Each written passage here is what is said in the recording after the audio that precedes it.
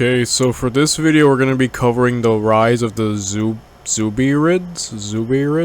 I don't know if I pronounced that correctly, but we're going to be looking at this, so let's get to it, shall we?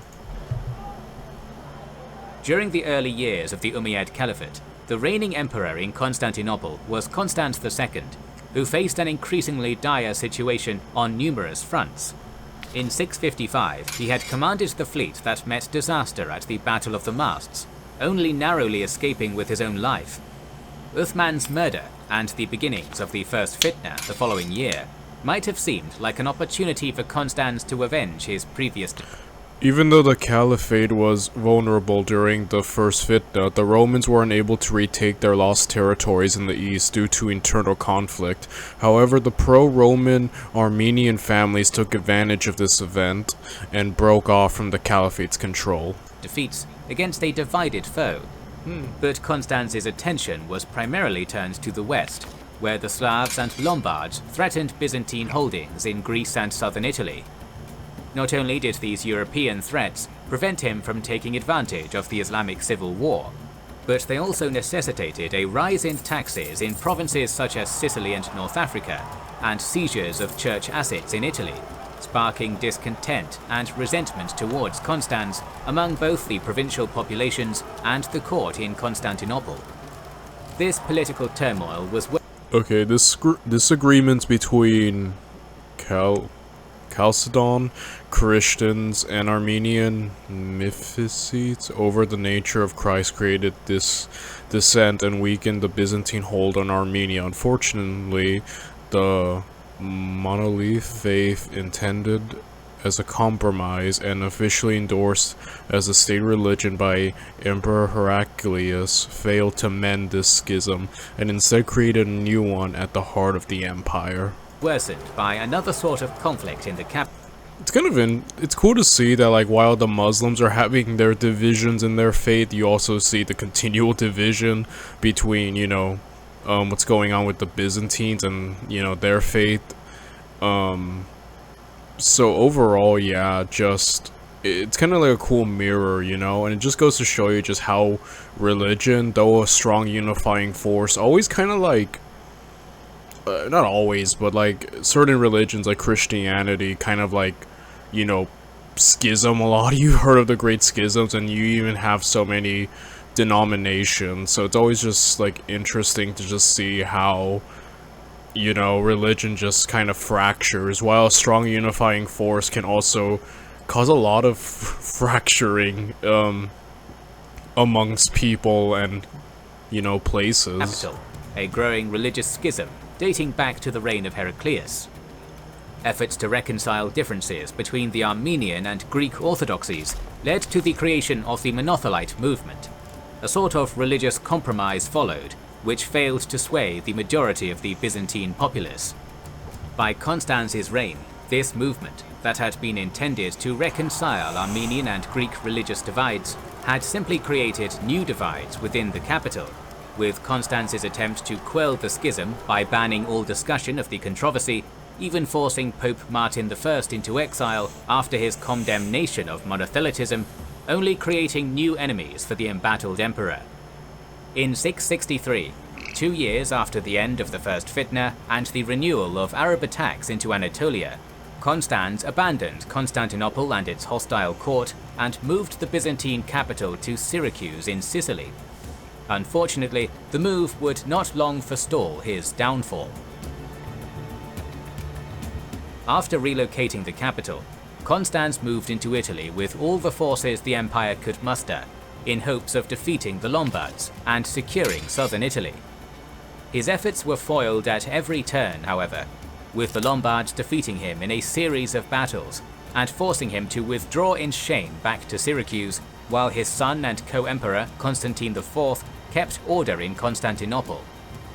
His legitimacy tarnished, he was unable to prevent Armenia from falling back into Arab suzerainty, and despite its prominence as the seat of the Byzantine Empire, Sicily would suffer a devastating naval raid in 666, led by Abdallah ibn Qais, that saw huge amounts of plunder enriching Muawiyah in Damascus. Caliph Muawiyah, a veteran of the Battle of the Masts himself, and a staunch enemy of the Byzantines, was now making increasingly aggressive moves at sea with his expanded navy, with similar raids carried out on roads, while Arab fleets secured naval bases along Asia Minor's Mediterranean coast in preparation for a planned siege of Constantinople. Yeah, I can't wait till we cover the Siege of Constantinople, which no doubt will be covered in this series. Hopefully soon, because that's gonna be really cool to just witness that. And I have to say, Constance, like, this is kind of like the thing with the Byzantines, Romans. Like, it's amazing that for 1,000 years they were on decline. Like, that statement alone is so interesting. Like, they were declining for like 1,000 years, but if there's one thing the Romans have, it's definitely the tenacity to keep going. Like, their fall was long, but like, you kind of see it. Like, a lot of the things with I think with the Byzantine era of Rome specifically, they didn't have like I had heard something interesting, like with the original Roman Empire, like a lot of its early reign was definitely its great emperors, and then you have, you know, the 5 good emperors, like back to back to back, like such a good reign, which helped solidify the Romans. I feel like the Byzantines definitely had good emperors at times, but like a lot of times, you know, there were some people who couldn't handle the pressure, and I feel like after Justinian, like, you know, like some of the gains made by Justinian kind of floundered by his successors, and it kind of goes to show you kind of need like really good solid follow-ups. And I feel like at certain points the Byzantines didn't have that. After a good emperor, sometimes were followed by immediate bad ones, or ones that couldn't capitalize on the previous one's success, you know what I mean? So that seems to have been a big problem with the Byzantines. And yeah, they're just getting their butt kicked. Like, they can't even seize on certain opportunities, such as the Armenian situation, the Caliphate's internal civil war, and instead focusing more on the West, which is fair, you know. There are threats here, but again, like, that's kind of that's really interesting about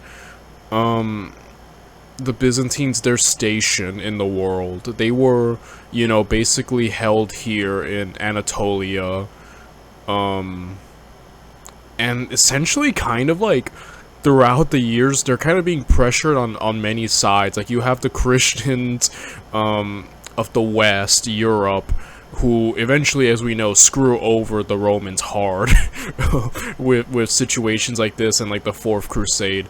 And you have, you know, the rise of Islam, and it's just like they're just in the middle of all of this, a very hostile world, trying to basically manage things while being sandwiched between two powers. Like, Rome's situation in the Byzantine era, I find, is just, they're at their most underdog, you know what I mean? And they're probably their most vulnerable, but which makes the fact that they held on for so long, I think, also just you know, kind of admirable. Like I said, I really love, I've grown to really love Byzantine era Rome.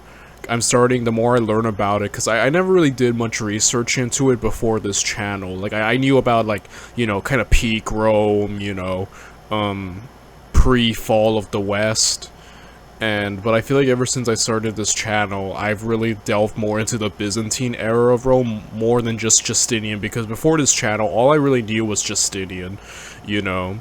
But we've covered so much Byzantine era Rome, and I think it might just be my favorite era of Rome now. Like, I just find it just such a unique part of Roman history, and it's essentially its end decline, but you know what I mean? Just like, I don't know, I really love Byzantine era Rome. I find it so much interesting. Maybe it's because they're, like I said, more vulnerable, more having to just keep surviving against the world, and yeah, overall, yeah, I like this era of Rome. Even among Constance's own subjects, he faced danger at every turn, and in 667, he was forced to contend with an Umayyad-backed rebellion by the turncoat Armenian general and would-be emperor Saborios, that briefly took control of much of Anatolia. Rebellion would soon come to naught after Saborius' accidental death in a riding mishap shortly before the battle near Hexapolis. But this would not be the end of Constance's woes, as Fadala ibn Ubayyad, an experienced Muslim general who had briefly operated as a liaison and ally to Saborius, soon laid siege to Constantinople's Anatolian suburb of Chalcedon. Although they succeeded in capturing many prisoners, a lack of supplies and support caused this first siege attempt to flounder. In their original plan, they would have been operating in territory under the sway of their rebel ally, able to rely on local supply routes and bolstered by Saborius' own forces. Forced to operate alone in hostile territory, disease and hunger soon set in, and the army was forced to withdraw, with even the arrival of reinforcements under Muawiyah's son Yazid failing to turn the tide. It does appear that the initial Arab intention was to return to besiege Constantinople proper the following year, as a sizable garrison, 5,000 according to Theophanes the Confessor, was left behind in the captured fortress of Amorion to provide a forward base for a later attack. However, Amorion would be recaptured during the bitterly cold winter that followed, with a eunuch chamberlain named Andrew leading a force through the heavy snows that regained control of the fortress and put its garrison to the sword, delaying the planned attack on Constantinople and denying the Arabs their first major inland foothold in western Anatolia. This small victory was to be Constance's last, however, with the emperor not long outliving his would-be usurper. Constans II was struck on the head with a bucket and assassinated by one of his servants as he took his bath early in 668, with further Okay. I think we heard about that before, like a freaking dying. Dude, dying to a bucket is gonna be the lamest, one of the lamest ways to go. You know, there's this Wikipedia page about the strangest deaths in the world. Like, wait, let me show you. Okay, so there's this Wikipedia page called The List of Unusual Deaths. Wait, I think you can kind of like look like in antiquity and it'll just have like this list of the most unique and hilarious ways people went out. And I think that's maybe where I remember hearing about Constance's death, or was it another video? Like I said, I kind of forgot, but I'm pretty sure his death would probably be there too, because that's hilarious. Getting hit in the head by a bucket. I feel bad for laughing because these are real people who died, and like here I am laughing at them, but like, dude, how do you not laugh at being killed by a bucket? I'm so sorry. Let's get back to this. The rebellion breaking out in Sicily as the conspirators in his murder acclaimed General Mazesius their emperor in opposition to Constantine IV. The young Constantine would thus be forced to confront both the rebels in Sicily and the still looming Arab attack on Constantinople in the first years of his solo reign. Man, Constantine has to basically fight the, like I'm telling you, like how it's hard not to root for the Romans because they are the underdogs from the Byzantine era onward until their death. Like they are just trying to hold on for dear life. And again, it's like this is just a trend with the Romans. Like, so I think it really ramped up during the crisis of the 3rd century, and it never stopped. Where a freaking like general would like win a battle or something and immediately declare themselves emperor, or just like they would constantly set up rival emperors and have to keep fighting each other. Like the Romans are just, yeah, they're so self-destructive, you know. Of these two challenges, the rebellion of Mazesius would be the swiftest dealt with, though it would still leave the empire weakened in ways that would soon cause further disaster. Constantine called up troops from the embattled frontiers of North Africa and Italy, bringing an end to the rebellion in Sicily after 7 months and ending its brief heyday as the empire's capital. With Constance's murder and Mazesius's acclamation so closely tied to the ongoing religious schism, the general failed to command widespread support in Sicily beyond the soldiers under his command, or rally supporters beyond the island's shores. By the account of Theophanes the Confessor, even Mazesius himself had not wished to become emperor, and had been chosen as a figurehead leader against his will on account of his good looks. But, however easily the rebellion might have been suppressed, dude, I tell you, like, this is so unintentionally hilarious. They're such a crap show. I loved it. I love it. the recalling of soldiers from North Africa did leave the Byzantine forces in Carthage far less able to resist the pressure of the Arabs in Tripoli, creating an opportunity for the conquest of the Maghreb, stalled since before the First Fitna, to resume. 668 and 669 saw renewed Arab raids capture many thousands of prisoners from the remaining Byzantine territories in modern Tunisia, as the uneasy stalemate the two sides and their respective Berber allies had settled into broke down, with the continuing Arab presence in Anatolia further distracting the overstretched Byzantines from the defense of their frontier provinces. Meanwhile, despite Muawiyah's western focus and enmity towards the Byzantines, smaller conquests still continued apace along the former frontiers of the Sassanid Empire. In 670, Muhalab ibn Abi Sufra conquered Kabul and took at least nominal control of all of Khorasan, one of the only regions formerly under Persian domination to have remained outside of Arab control. And despite some staunch resistance from Turkic hill tribes that nearly saw one force surrounded and wiped out during its return to Kabul, he also successfully penetrated the Khyber Pass to begin the first inland conquests into modern Pakistan, previous Muslim incursions into the Indian subcontinent having been limited to the more easily traversed coastal lowlands. Politically, some unrest still continued to flare up, as Muawiyah attempted to crack down on lingering support for Ali, with the respected general Hujr ibn Adi and several of his compatriots being executed for refusing to denounce the deceased caliph, an act shocking to most. Still, the next major prize for the largely unified caliphate, and the single-minded focus that would define Muawiyah's later years as caliph, was Constantinople, with the campaign to take it beginning in earnest in 672. A massive Umayyad fleet was outfitted and launched, wintering in the naval bases prepared in Smyrna and Cilicia, while the Byzantines hurriedly constructed great biremes and dromons for the city's defense, equipped. Heck yeah, Greek fire.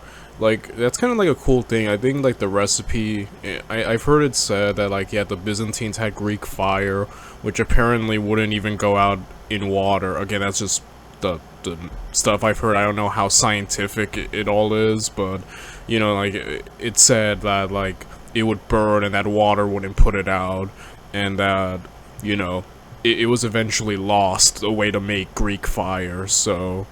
Oh, that sounds cool. They basically had flamethrowers. You know what I mean? With a new and deadly anti-ship weapon, Greek fire. Heck yeah. With the coming of spring, the fleet embarked for Constantinople, clashing almost daily with Byzantine ships in the waters just south of the Dardanelles from April until September. Compared to the Battle of the Masts, which saw the Arab fleet score victory in a pitched battle between two massed fleets, the presence of Greek fire would have made any full fleet-on-fleet engagement near suicidal for the Arabs, despite the greater size of their navy, leaving it infeasible for the Umayyad fleet to attempt to break through the Dardanelles, or bring its full force to bear against Constantinople. Under the command of Yazid, Umayyad army... That is such a cool invention. And, like, basically, yeah, like, flamethrowers, like, you can kind of call it, like, some of the earliest flamethrowers in history, right? And, again, like, I have to say that it's kind of cool to just see, like, you know, the Byzantine Empire, because near the end, it just becomes a defensive empire, like, they're just defending themselves. And, yeah, they put up quite a fight, the Romans, don't they? Armies were ferried to land to surround the city, but a lack of effective naval support made overcoming the city's formidable defences a truly daunting task. Though Arab forces under Yazid, Fadala and Abdallah ibn Qais did see success in various skirmishes in the surrounding region and in Crete, and were able to honour the passing of the venerable commander Abu Ayyub. Okay, Abu was one of the closest companions of the Prophet, and he was the oldest soldier who took part in the siege. On his deathbed, he gave his last will to the soldiers where he wanted his body to be buried near the walls of Constantinople. His burial was also narrated in the Hadith. Jabal Ansari by pushing to the Theodosian walls themselves to bury him at their base. For 5 full years, the campaigning of the Umayyads failed to break through the Dardanelles and cut off Constantinople from supplies, while the Greek fire-equipped ships inflicted mounting casualties with every engagement. Finally, 10 years into Constantine's tumultuous reign in 678, flagging morale and a large rebellion of Mardaite Christians and escaped slaves in the Nur mountain range north of Alexandretta forced Muawiyah to abandon the campaign. The greatest military disaster the seemingly unstoppable caliphate had suffered since it had first exploded onto the world stage some 4 decades prior. Wow. Yet the successful defense did little to change the overall balance of power, with the struggling Romans still on the defensive against the still expanding Arabs. The following years would give a much needed, if brief, reprieve to the Byzantines, as Caliph Muawiyah's death in 680 was swiftly followed by a new period of turmoil and civil war. At the center of the new conflict was Muawiyah's attempt to secure the succession of his son Yazid, when caliphs had been chosen by election. Without the Shura's approval, a lot of Muslims, including some of Muawiyah's supporters, did not accept Yazid's ascension, and they deemed it illegitimate. Oh my goodness. Prior to his reign, Yazid was indeed acclaimed as caliph in Medina, but when the governors and notables of the caliphate were summoned to give him their oaths of allegiance, 2 important figures refused to swear the oath: Hussein ibn Ali, son of Caliph Ali, and Abdullah ibn Zubayr, son of the Zubayr who had opposed Ali at the Battle of the Camel some 24 years prior. Despite the rivalry of their fathers, the 2 men were united in their opposition to Yazid and fled from Medina to Mecca to raise a rebellion against him. Offers of support soon arrived from Ali's former power base of Kufa, giving Hussein hope his murdered father's cause could be revived. A cousin of Hussein's, Muslim ibn Aqil, was sent to Kufa ahead of Hussein and his party to determine the strength of their support in Kufa, and out of suspicion the offers might be a trap by Yazid or a local notable attempting to curry his favor. Upon his arrival, he found the offers of support genuine, and as many as 12,000 flocked to Muslim's side to pledge their loyalty to Hussein. Upon receiving this news, Hussein departed Mecca to join his cousin in Kufa, a journey he would never complete. Despite his recent rocky succession to the throne, Caliph Yazid was determined to stamp out the rebellion before it could grow to challenge him, and upon learning that Kufa's governor, Nu'man ibn Bashir, had chosen to remain neutral and allow Hussein's supporters to gather, swiftly took matters into his own hands. Nu'man was transferred to a different province, with Yazid's loyal supporter Ubaydallah ibn Ziyad replacing him and initiating a harsh crackdown on the growing rebel band, with Muslim ibn Aqil and several of its other leaders being murdered and the demoralized rebels being scattered under intense pressure from local military forces. By the time Hussein received word of this disaster, he was already near today's Rifai, far from the safety of Mecca, with only a few supporters around him in increasingly hostile territory. Hussein might still have turned back and returned to Mecca at this point, but opinions among his supporters were divided, with some of his tribal supporters offering him sanctuary in the mountains of northern Najd, while many in his own family encouraged him to continue to Kufa and avenge his murdered cousin. Eventually, Hussein took the latter decision, and though many of his supporters deserted him, his march towards Kufa continued. Soon, at the plains of Karbala, his tiny band of supporters was chased down by Ubaydallah's army. Hussein requested to be allowed to return to Mecca, while Ubaydallah demanded Hussein surrender and pledge his loyalty to Yazid. When Hussein refused, the Umayyad forces surrounded Hussein's party, cutting them off from the water to force their surrender. When this too failed, the surrounding army attacked on October 10, 680, killing Hussein and his supporters in a hopelessly unequal struggle. the battle had been short, and its outcome little in doubt. But the killing of Hussein, the Prophet's grandson, would shock the Muslim world, with the date of the battle immortalized by Shia Muslims as a day of mourning and Karbala as a pilgrimage site. Yeah, that was really that rebellion. I had to give it to Yazid. He handled that quick. Like he essentially getting rid of the figurehead right off the bat and dealing with these rebels, cause he needs to. Like freaking Ali's and like Muawiyah's rivalry is still continuing even after all these years, after both men are dead. So yeah. Galvanized by Hussein's martyrdom, major revolts, led by Abdullah, would arise in Mecca and Medina in the following years, with Yazid's experienced Syrian forces under Muslim ibn Uqba inflicting defeats on the rebels, but failing to regain the loyalty of the populace. The siege and bombardment of the holy city of Mecca itself in 683 only created further outrage, with Yazid dying the same year under unexplained circumstances. His son and successor, the sickly Muawiyah II, would rule only a few months before abdicating, leaving an empty throne and a caliphate divided once more, ushering in the second fitna. Oh my goodness. The years to follow.